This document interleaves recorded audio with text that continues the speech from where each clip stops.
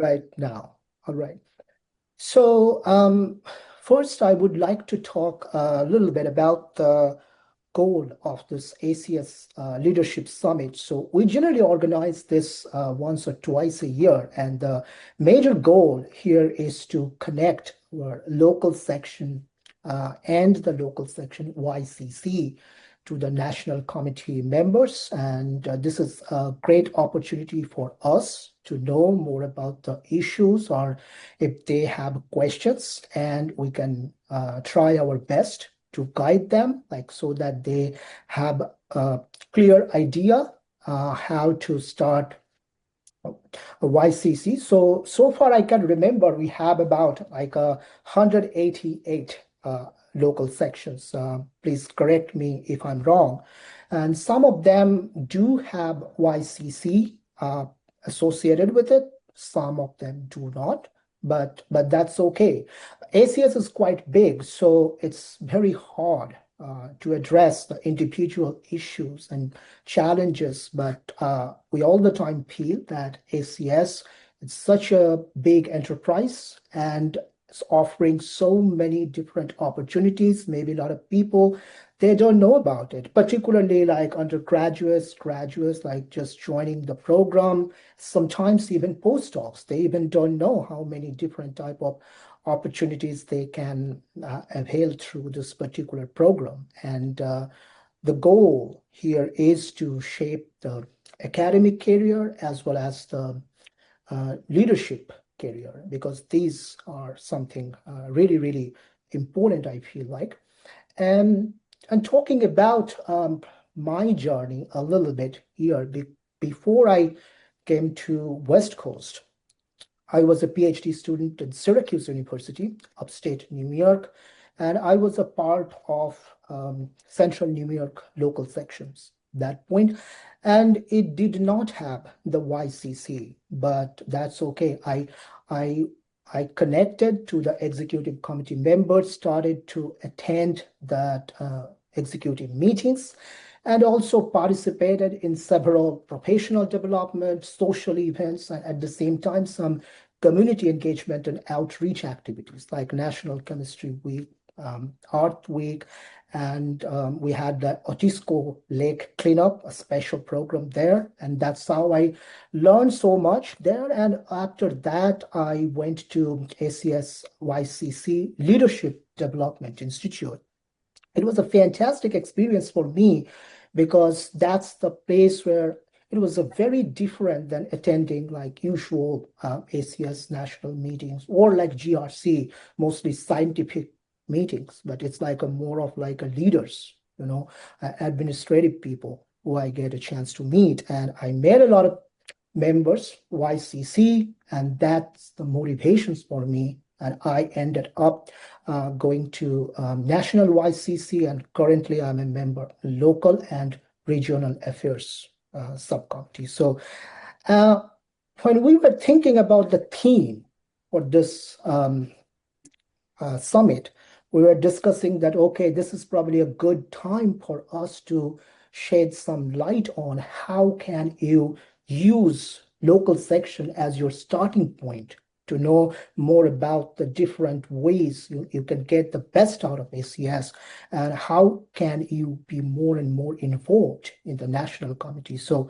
I'm extremely honored and privileged today to have two ACS President-Elect candidates 2026, Dr. Christina Bodurow and Dr. Don Mason. They have done amazing work during their academic career, but most importantly, after that, they moved to industry and they were involved in several leadership positions within ACS.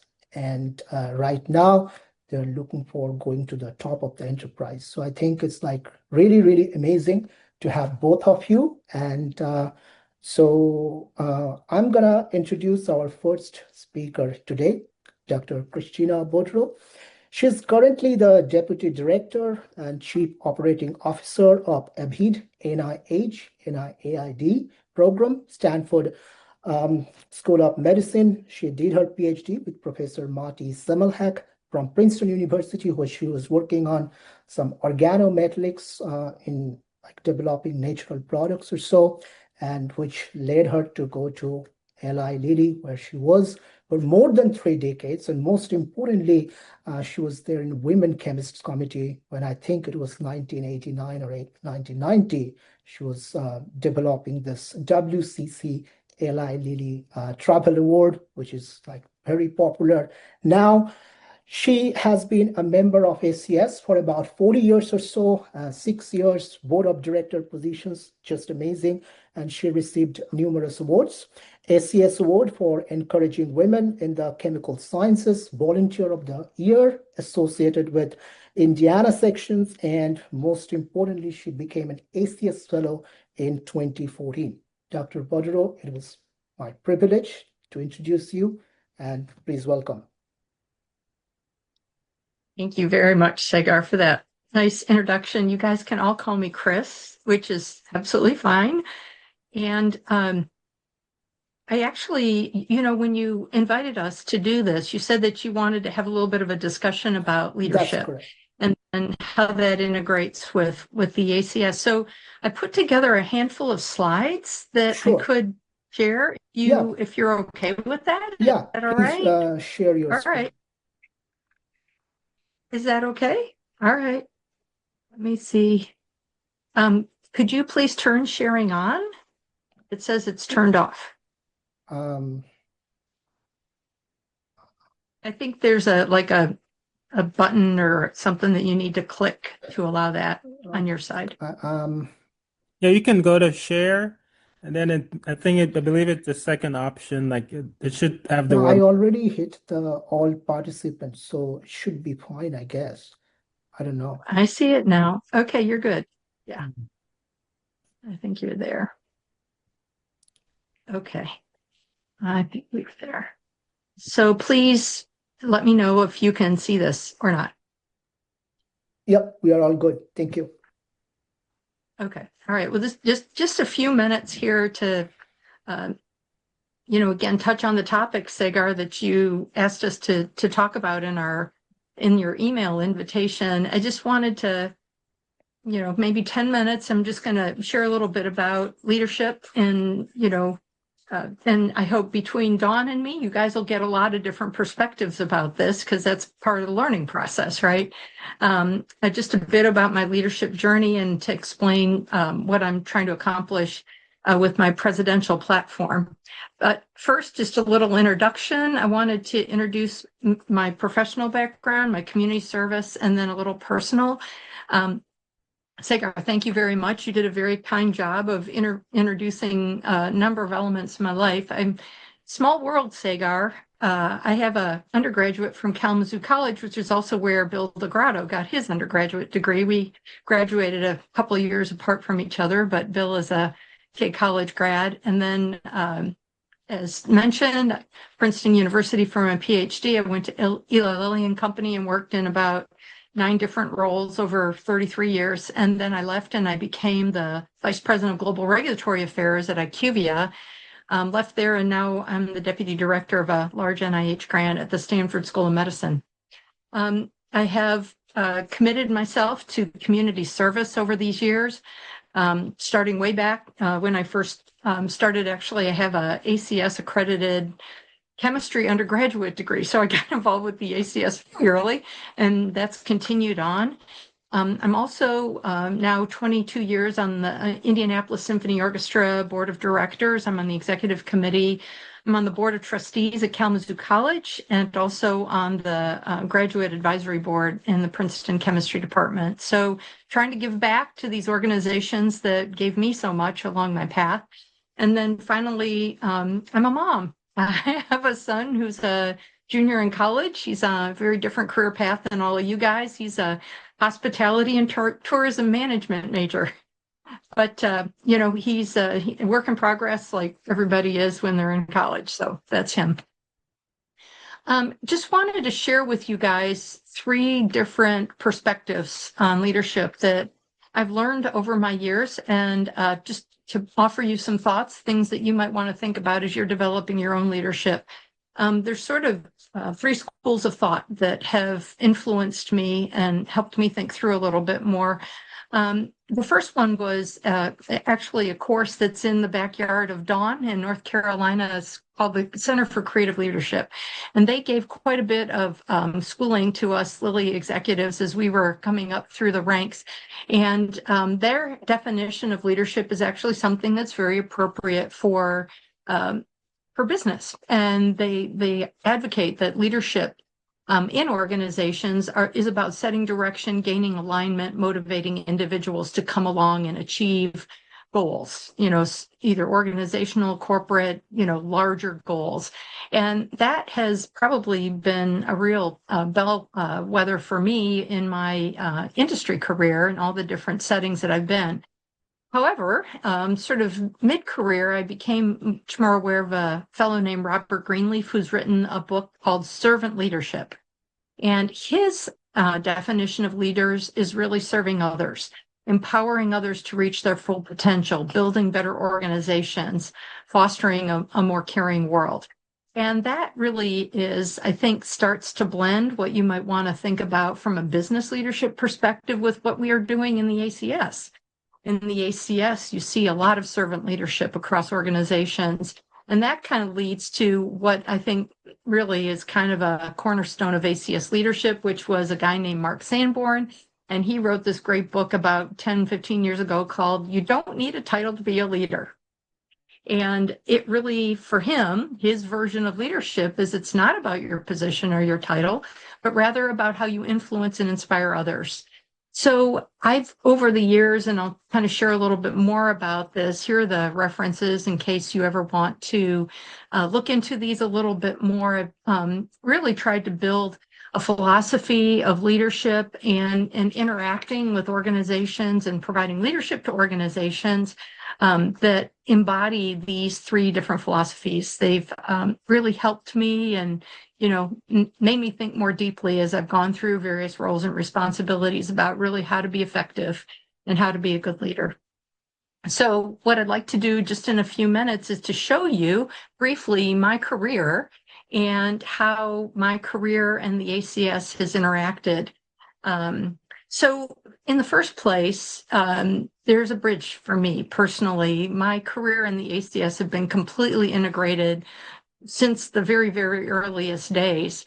So in the earliest stages, I was a research scientist, like most people start out in their careers. And I also was very involved in the ACS in terms of publications, meetings in the local section.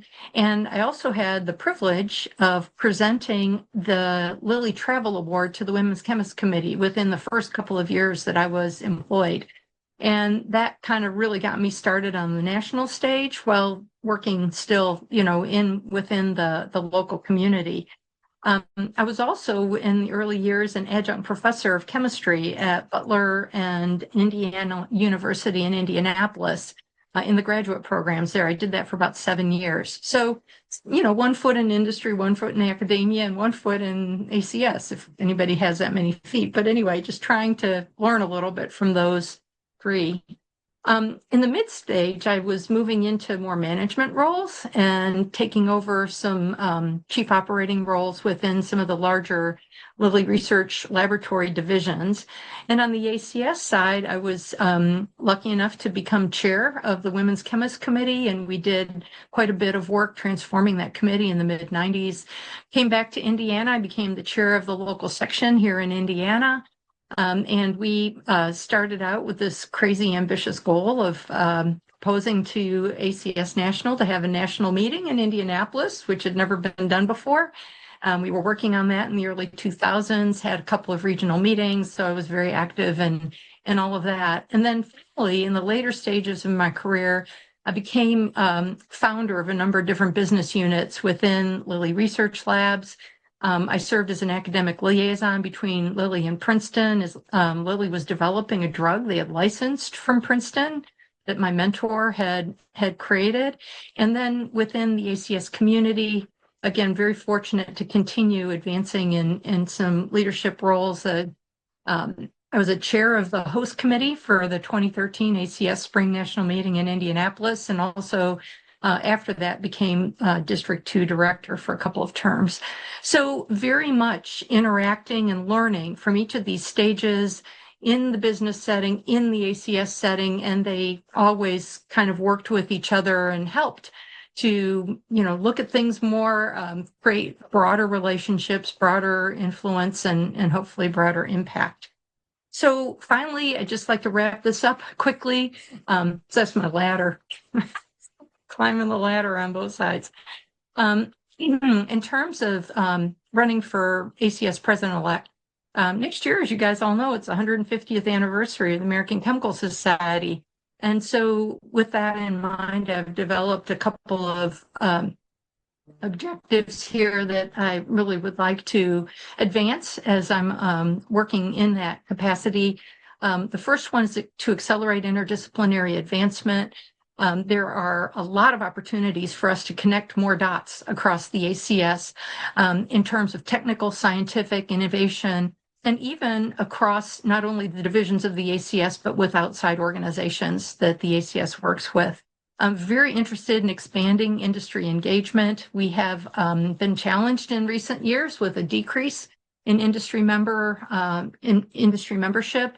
I think that industry is absolutely essential to the success of the ACS. It's where innovation from academia gets translated. It's where a lot of employment occurs. A lot of chemists are employed in industry. And frankly, it's the place where a lot of global challenges are solved. So I really want to work on that. And then finally, my last thing is passion of mine for many, many decades to develop a chemistry in the arts platform. There are literally thousands of chemists that are also musicians and artists and actors and sculptors and painters and all that. I think that's something that could unite us as a society as well as give us a bridge to the public. There are many ways where public can connect to us through sort of this universal language of arts. So those are my three objectives. Please, you can email me or check out my website or however you'd like to get in touch. I'd love to hear your ideas. I'm going to skip that slide and just say thank you so much for your attention, and I'll wrap it up here and let you have the floor back for the next part of the meeting. Right. Thank you so much, Dr. Bodurow, for such an inspiring talk. And I really like the way you showed the bridge for both your academic career and the leadership, and at the same time, how you developed both the pillars. That's something I felt like, it's like really critical nowadays. It's just like not only about like the academic directions, you are doing really great, but like you are not involved in a lot of community activities or something. So I feel like they are very complementary to each other, and somehow that experience, like, of this like a community engagement and leadership also helps you to take decisions on your like academic research perspective. So that's really, really great. All right, so our next speaker today is Dr. Dawn Mason from North Carolina. She did her PhD with Professor Marceta Darensbourg from Texas A&M, and then decided to stay there in Texas and worked with DuPont first, and then moved to Eastman Chemical Company, where she was for more than 2 decades or so. And last year, she moved to North Carolina State University, where she is the Assistant Vice Chancellor in the Office of Partnership Program. She has been a member of ACS for about 20 years and held numerous positions within ACS. She is associated with North Carolina local sections and currently serves as a member of polymer chemistry and divisions of business development and management. She became an ACS Fellow in 2015. It's one of the highest honor you can get being a part of ACS. And thank you so very much, Dr. Mason, for joining us. And the stage is all yours. Sure thing. Let me see if I can share. And while I do that, I took a slightly different approach with this one so that, let me see, let's make sure this is working. Are you seeing the full slide? No.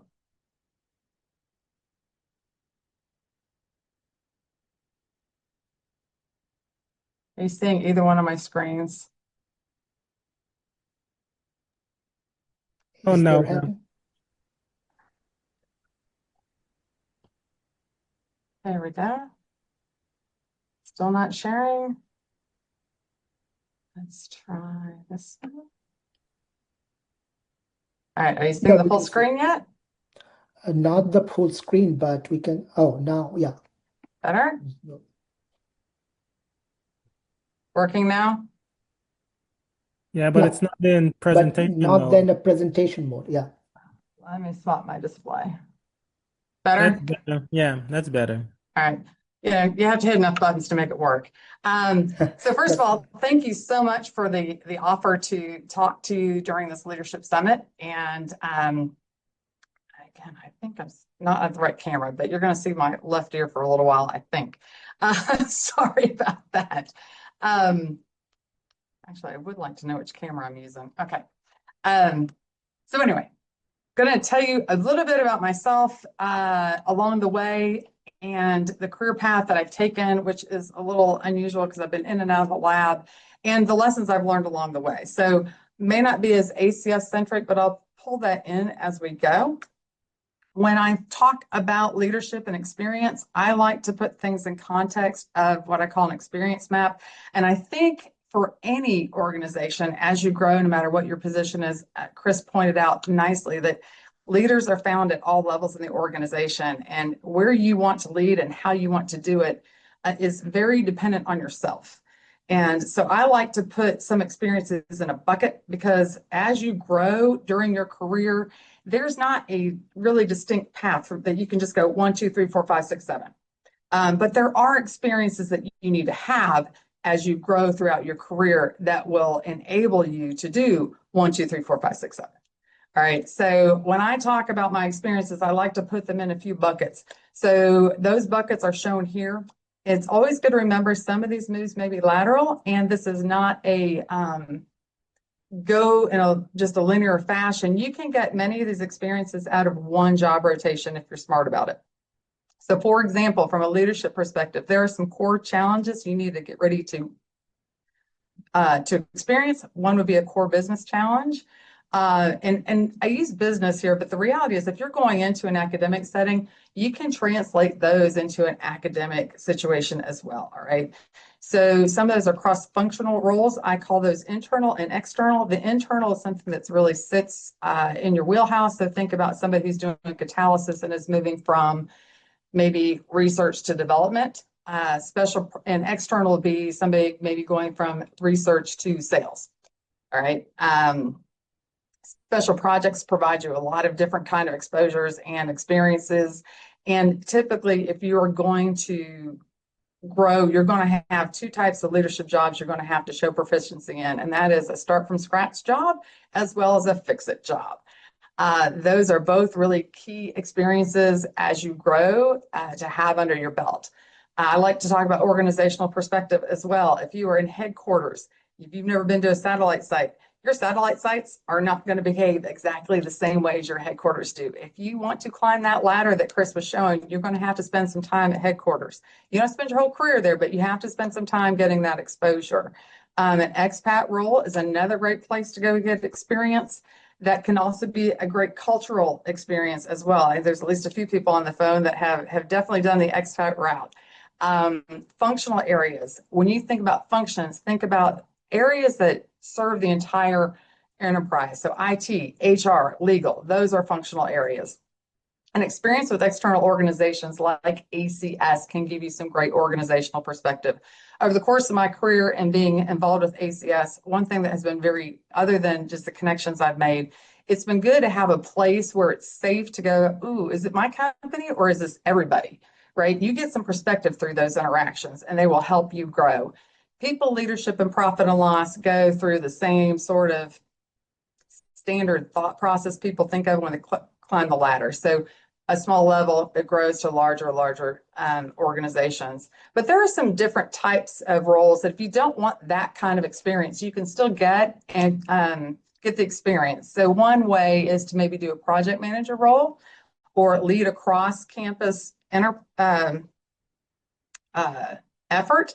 So think about things that require research, commercialization, maybe sales, maybe scale up, something that's not just one part of the organization. That would be a great experience to get as for people leadership. Pricing managers tend to be a smaller piece of the business, so that if you just want to dip your toe in and get out, there's a place to go do that.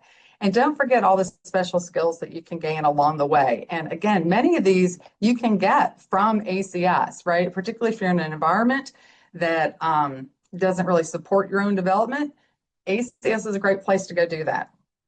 Be very thoughtful about it, and you can get your employer to be on board with that activity as well. So think about planning, marketing. Staff assistant roles are great ways to get exposure to the organization and different types of roles. Six Sigma certification is another interesting type of path to go. You might be interested in getting your business acumen stronger. So that might include patent landscaping or acquisitions and mergers and coaching and mentoring. If you are going to lead people, I highly recommend spending some time honing those skills, right? And again, this is not meant to be all encompassing, but it is meant to give you a flavor of the types of things that you can do with your career over time and things that you should get experience in if you want to lead. All right, so I'm going to try to do 20 plus years in 5 slides or yet less. So it started, prepared my career at the University of Missouri-Columbia.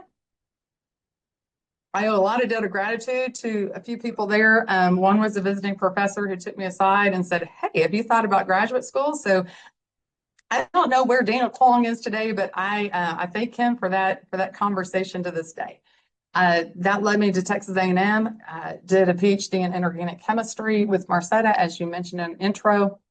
I wasn't sure that I wanted to stay at an R1 and decided to go do a teaching research postdoc at Trinity University. It was a great experience. Taught me that that's not what I wanted to do for 30 years, though. So after that, I joined DuPont, went back into the lab. I can remember having a conversation with my advisor, and I said, "Listen, if I don't like this route, I'm going to treat it like a postdoc and just come full circle." There was a plan behind it. Needless to say, it was a good decision. I have enjoyed my industrial career over the time. So I started up and scale up, spent a lot of time learning about engineers, shared an office with one, and Zeru, and it taught me a lot during that time frame. We don't speak the same language. That was the first thing I learned. Then had an opportunity to do some people leadership, got a green belt and Six Sigma. We were in the middle of an IPO, and a friend of mine said, "Oh, an IPO is a public offering." So we were spinning off part of that business. And she's like, "Oh, when's the last time you updated your resume?" I said, "I'm just in a bad mood." So again, you guys know better at this point, but keep your resume up to date. You just don't know when that ship's going to come in. And so lo and behold, I had an opportunity. Again, somebody else I owe a lot of gratitude to is Jeanette Tollison. They had an opening a few months after that, and I moved to Eastman, and that's where I started my Eastman career. Went back into the lab, and it is a move that a lot of people don't do, but I do recommend. You do not do your lab work the same way after you've been in a leadership position as you do beforehand. Did a lot of separations, scale up. We took patent examples up to ready for commercialization in less than 9 months. There was a lot of process improvement and plant support at that time. Spent a lot of time soul searching, saying, what kind of role do I want to do? And decided that I had some skill sets that some of my brethren did not. And that was, I actually liked people and scientists better than some chemists do. So I stayed on the managerial ladder. Had a few rotations. They were what I would call cross-functional internal rotations. So early stage research, scale up, process improvement, applications development, and tech service. All those different types of roles were reporting up through me during that time frame. Then had the opportunity to become a staff assistant with our chief technology officer. That was definitely a leadership exposure and special projects fit.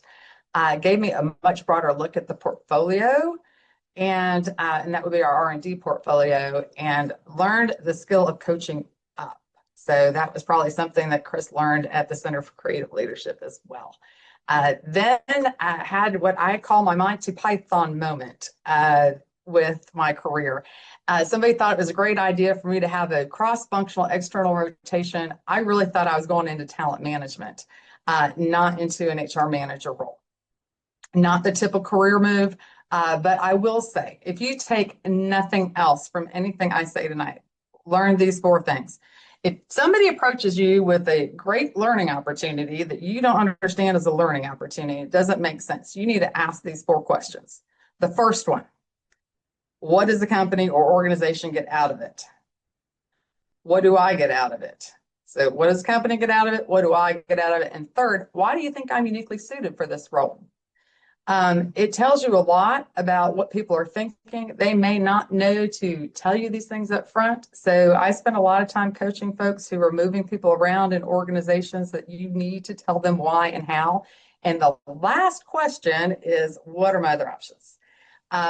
What I can tell you that came out of that experience was I had the opportunity to look at an enterprise from 2 functions, HR and IT, at the same time during a major acquisition. That experience was priceless, right? It wasn't sold that way, but that's what I can tell you in hindsight. Learned legal as well as network build. That network I still use today, and HR was very kind and didn't have a problem with me. This is the one time in my career I can honestly say ACS really didn't overlap beautifully with what I was doing, but if we have chemists and HR and other places in ACS, they reached out and found me. So that networking that you can get from ACS is extremely important.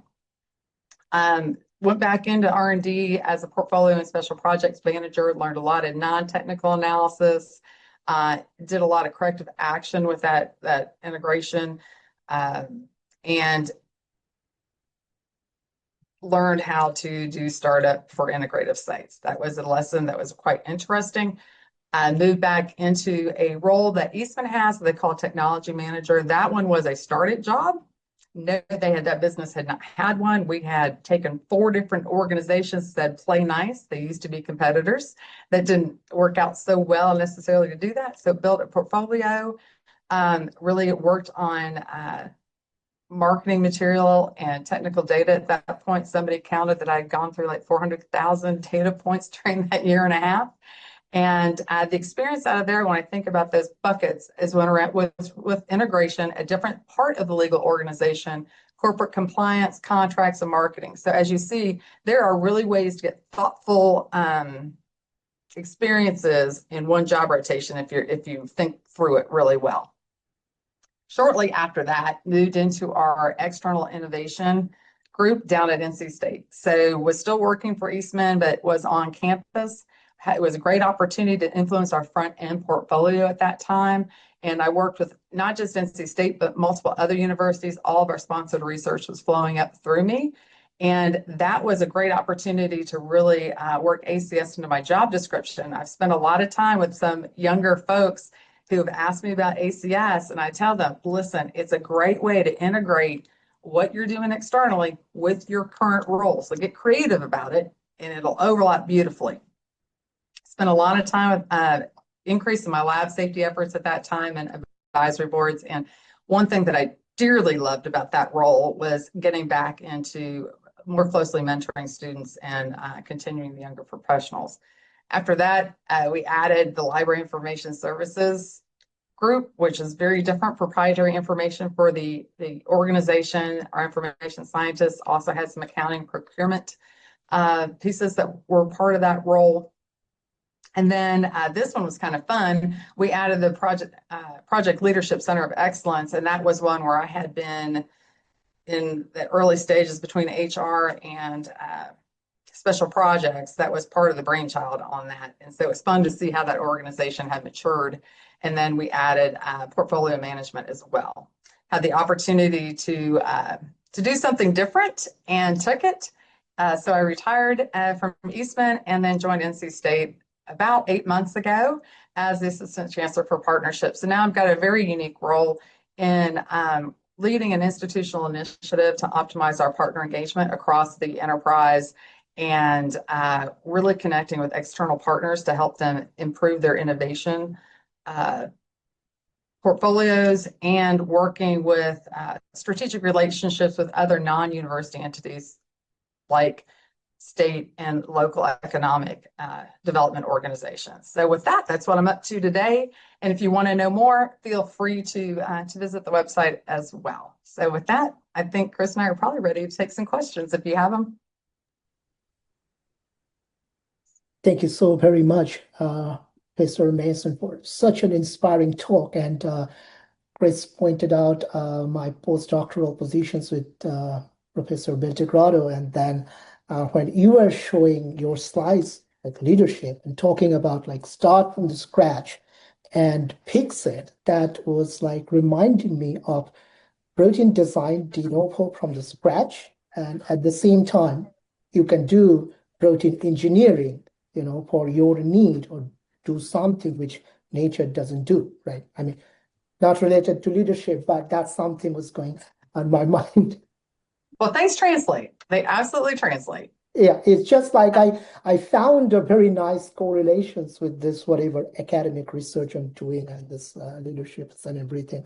So yeah, with that, I would like to open the floor for the question and answers. Like, if you have questions, please go ahead and ask our speakers. And what I wanted to mention before that, when I sent the invite, I saw that there were like a lot of questions people asked about how to start local section YCC. Since I mentioned in my introductions that there are a lot of local sections which do not have the YCC part associated with it. So for those people who are here and those who are going to watch the recordings, I just wanted to mention that we do have a very nice ALS YCC starter kit. It's like a PDF. I can just try to paste the link in the chat box at the same time. Just give a moment.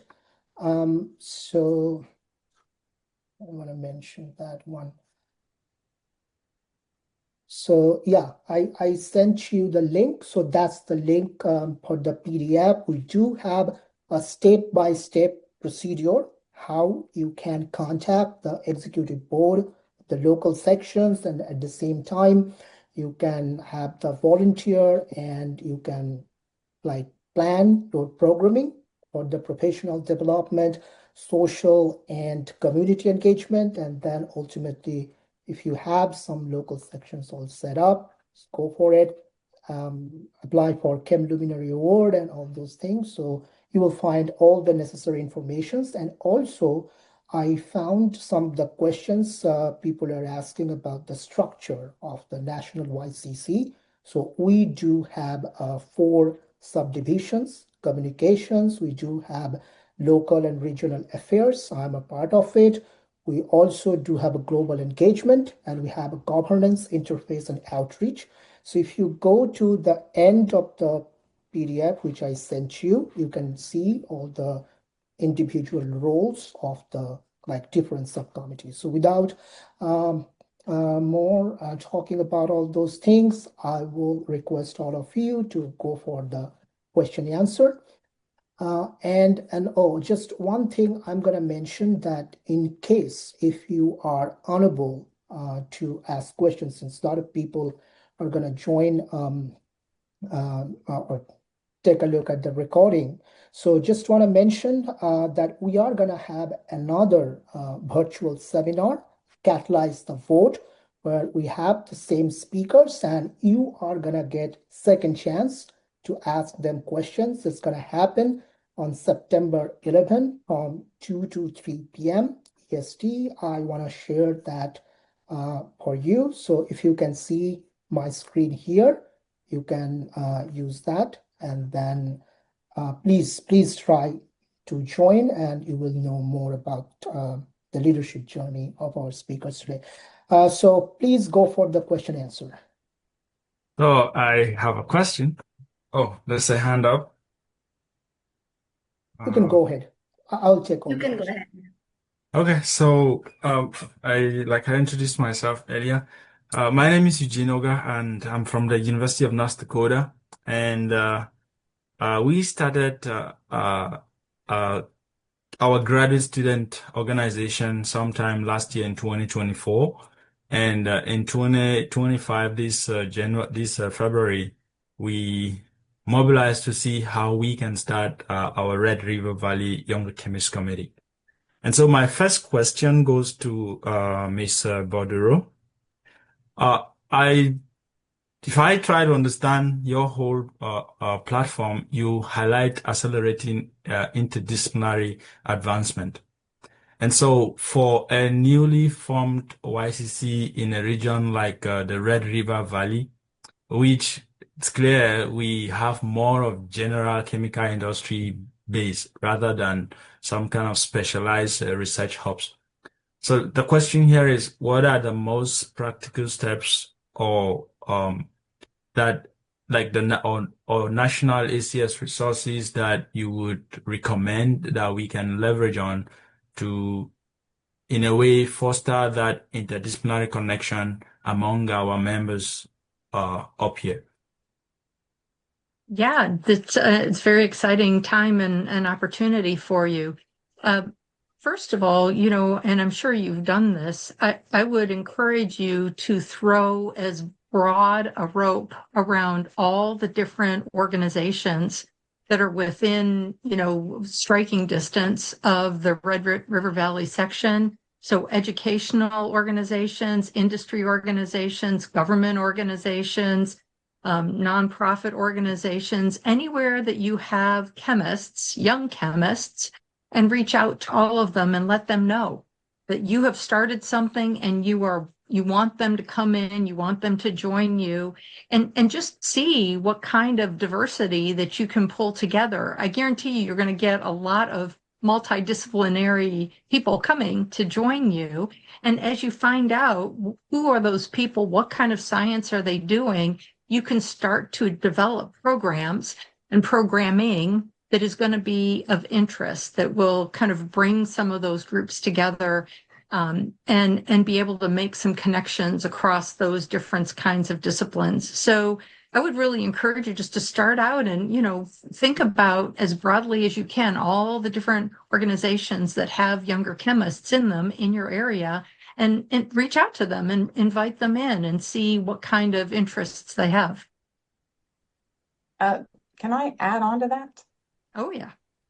Another place you might want to check too, if you're not sure where some of the industry is to call the local Chamber of Commerce. They can help you find those companies. I know the Atlanta section spent a lot of time trying to find their industrial members within their local section, and that was one of the ways they approached it.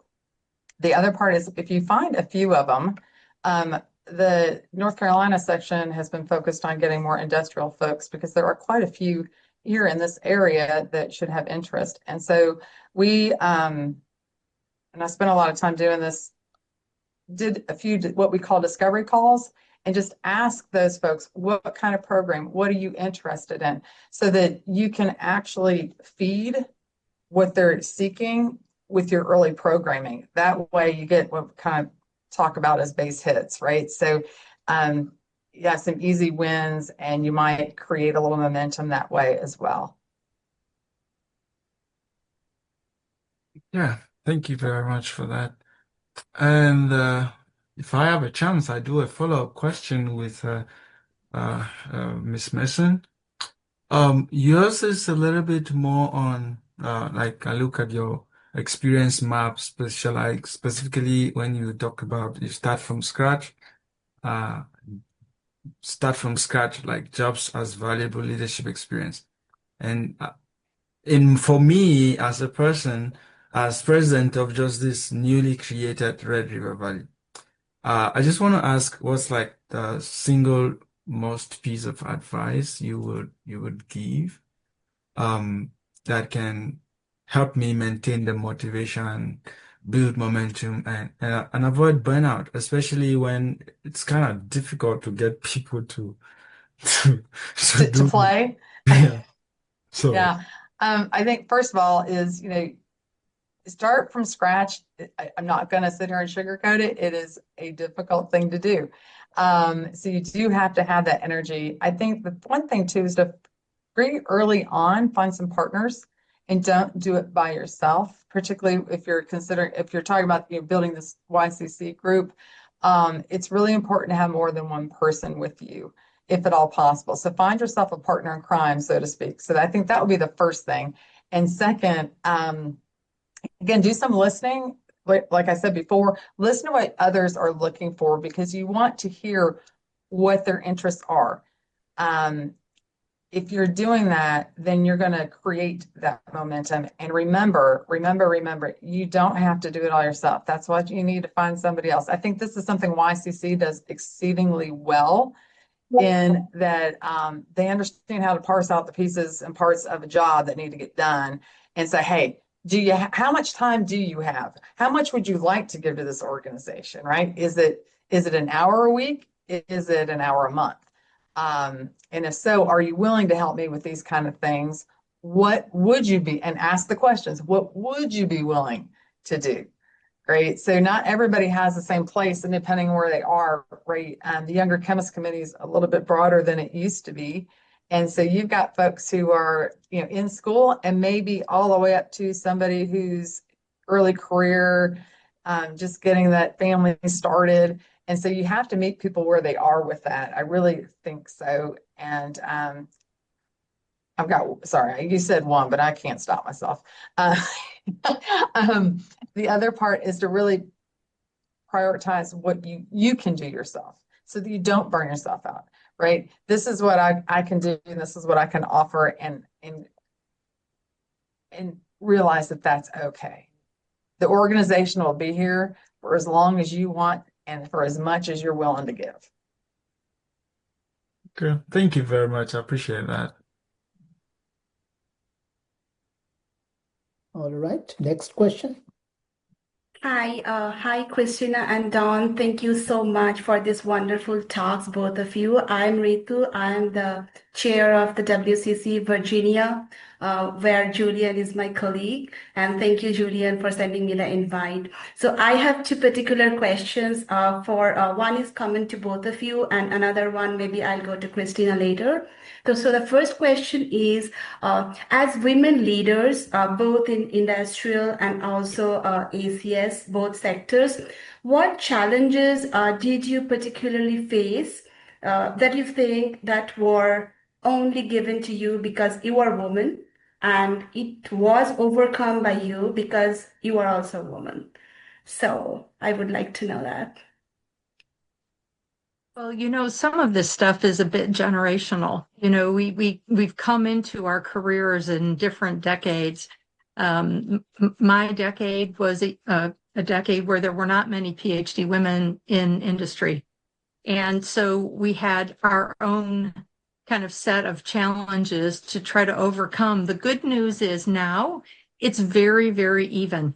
If you look at all of the statistics about women PhDs, women masters, women bachelors, it's pretty much 50-50 all the way up the food chain. So some of the things that we experienced, thankfully, are not part of the environment or the culture that you have.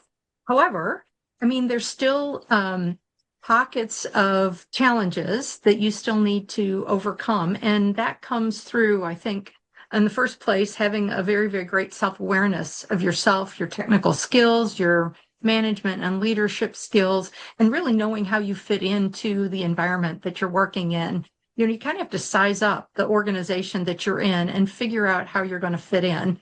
Don't assume that just because you walk in and, you've got a fantastic degree and all of these credentials, everybody's going to open their arms and give you a big hug. It usually doesn't work like that. You have to earn respect. You have to earn trust. And you do that by actually understanding and knowing the organization. So I think that, if there's a challenge, it's just really making sure that you do the groundwork to understand what you're bringing and then understand what that organization expects and needs from you and do the best to deliver that. Thank you. So for me, I agree with Chris. Some of it is very generational.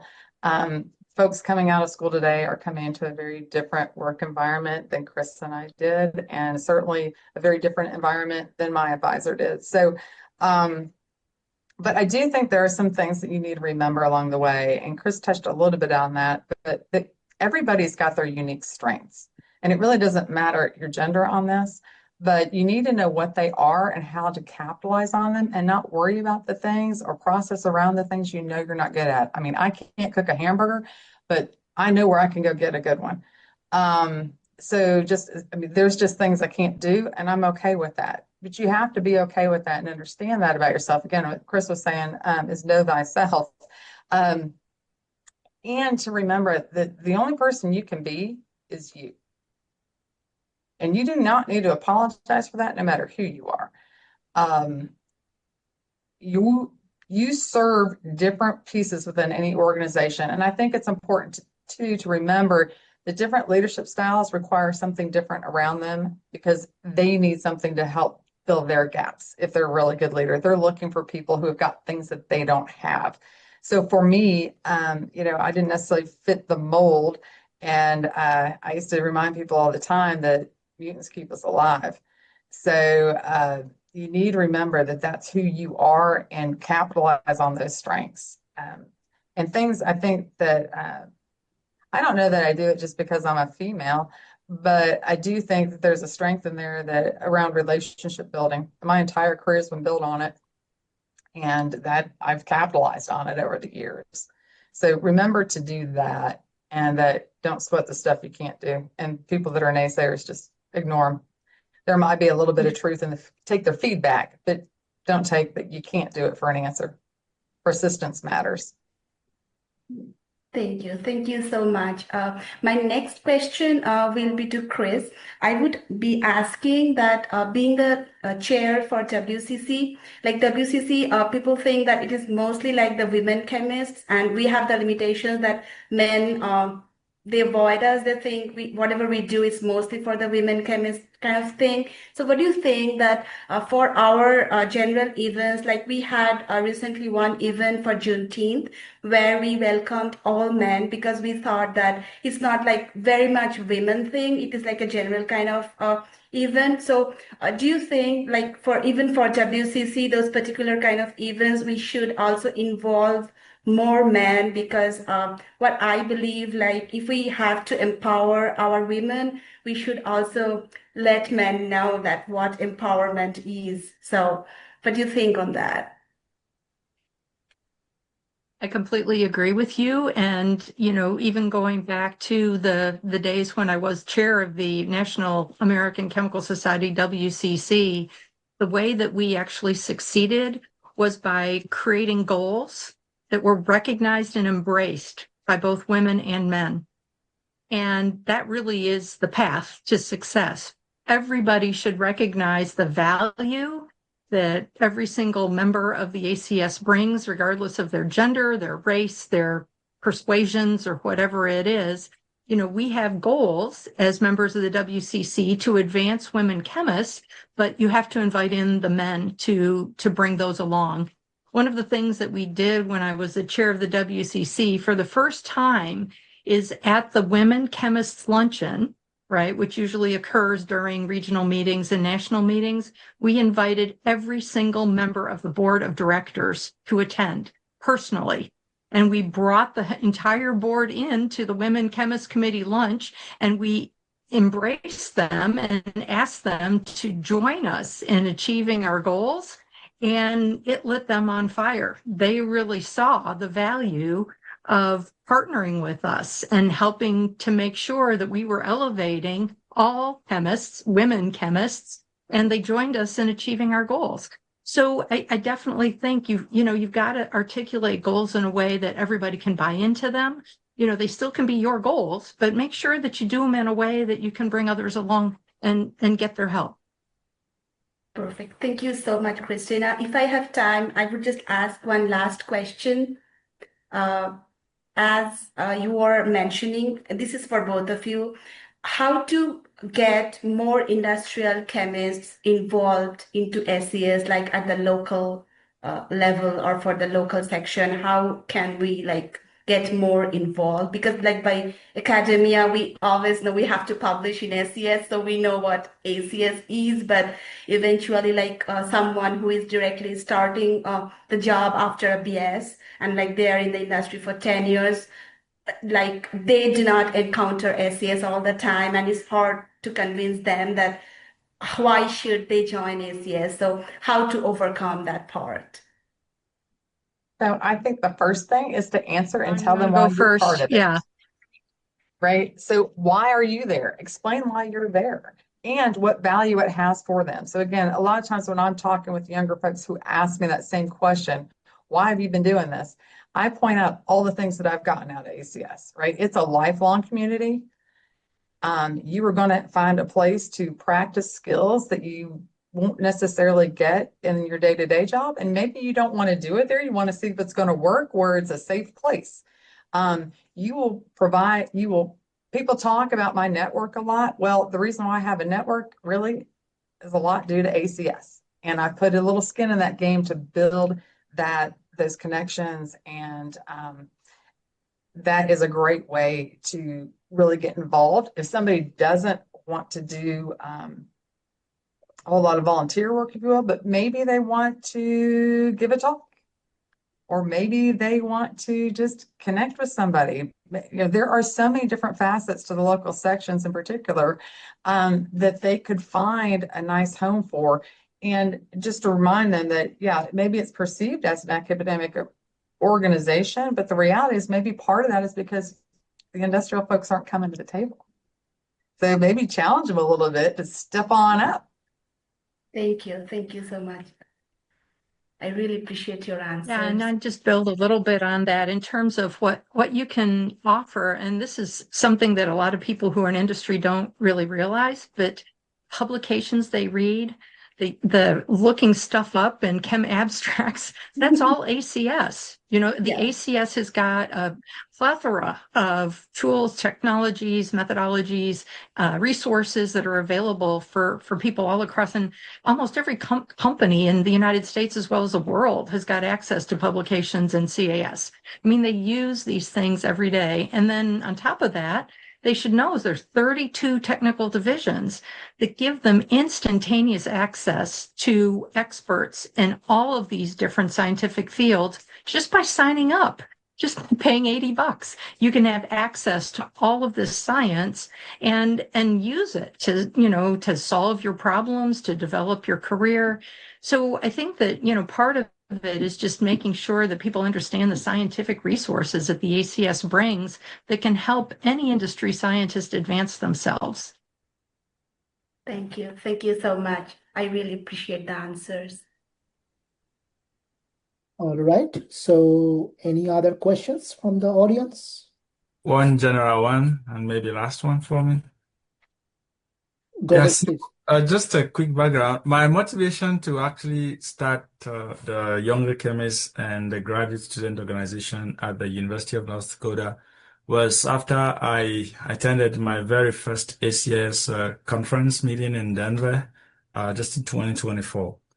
And so during that meeting, there was a board of directors meeting that was taking place, and there was a very nice presentation that was done. But in the course of that, I didn't see when the list of schools were read and all of that, I didn't see like young people listed in that.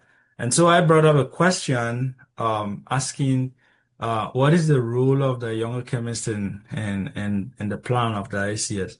And so it was at that time that I think Professor Catherine Lee reached out to me, and we had a meeting and we talked.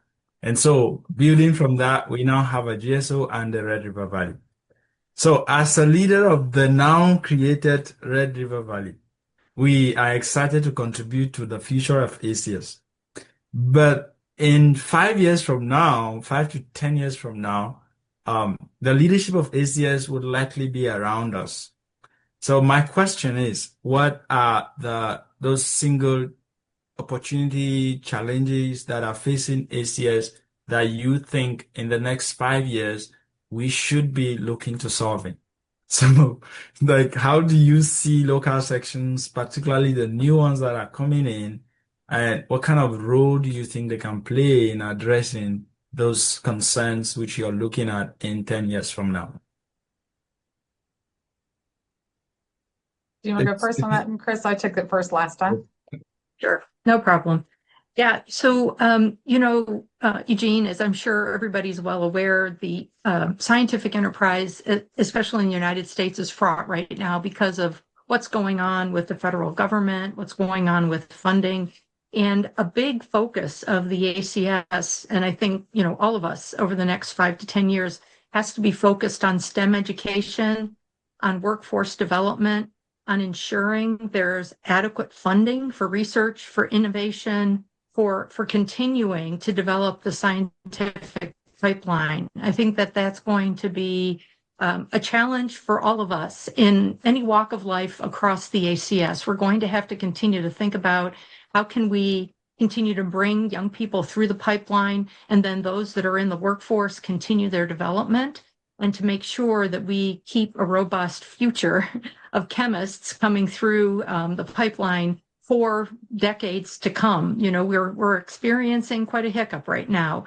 And a lot of what the ACS is going to be doing, you'll see the ACS doing, is going out and taking up advocacy. So we have a government relations division at the ACS, and they are developing policy statements. They're developing meetings with legislatures and people in the executive branch of the government, as well as mobilizing people in industry and academia to stand up for science and make sure that the value of science, the importance of science is known. So for me, I think that that's kind of top of mind for what we really need to be doing. There's a lot of other agenda that the ACS has. They're going to continue having national meetings and developing scientific platforms and figuring out how does AI fit in and all that stuff. But I do think that we're going to have a pretty significant focus on making sure that we maintain scientific and chemistry pipeline. Absolutely. That's, again, top of mind for myself as well. And it's not just ACS. The reaching out to other types of organizations that can help. Our economic development groups are also extremely interested. Science is good business. And there is a lot of concern that if we are not funding scientists, that we are not going to have businesses that we want to be working in. So there's multiple avenues to do this. But again, I think from ACS, I agree wholeheartedly. It's really more around science right now and making sure that our leadership across the globe understands that. I think that there are other countries right now who are capitalizing on that in a way that the U.S. is not. But this is the American Chemical Society. So talking about those issues are extremely important. Membership as well. We've got to have folks coming in, and this will be very important to you, Eugene, as you think about succession planning for your organization, right? So not only do you not want to burn out, you want to bring some other people along so that you can move on and do other roles and continue to grow, because you don't want to be stagnant necessarily. Some people do. You get comfortable in a role, but you still need to grow it and continue to find that learning curve.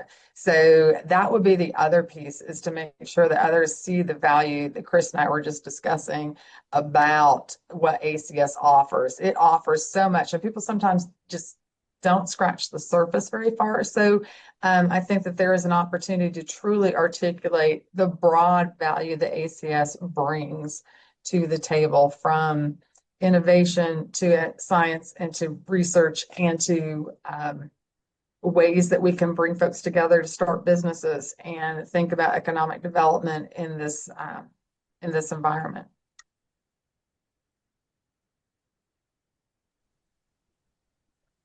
All right. Any other questions from anybody? So Roland, Herbert, and Bernard are actually from the University of North Dakota. I just shared the link with them to join us. Great. Okay, so if there is no further questions, let's thank our speaker for such an amazing talk. They talked about their leadership journey, which was like really amazing. And of course, all the attendees here, I'm sure they learned a lot. I learned a lot. It was like really, really amazing. And I feel very privileged to organize the summit on behalf of National YCC. It was really great to learn all these things. And like I mentioned, that my colleague Annabelle Lolinko is going to moderate the Catalyze the Vote. So please join the session September 11, 2 to 3 p.m. EST. I also have the link sent to the chat box. Please go and check it. But yeah, with that, I'd like to conclude here. And thank you very much again, Chris and Dr. John Mason, for your time. And I wish you very good luck for your presidential elections. Thanks so everybody. much. Thank Whatever you you. do, just vote. Congratulations in advance. Yeah, make sure you vote. And also one Thank thing, you. if you have any questions, like please reach out to us. You have my email ID. I'll try my best. My colleague Julian was here, so you can reach out to us. We'll try our best to connect you to National YCC to address all the or most of the questions that leads to the best of our ability. And thank you very much. Thank you for organizing. Oh, no problem. Have a good one. Thanks so Thank you, much. everybody. Bye-bye. Take Yeah. care. Bye. Bye.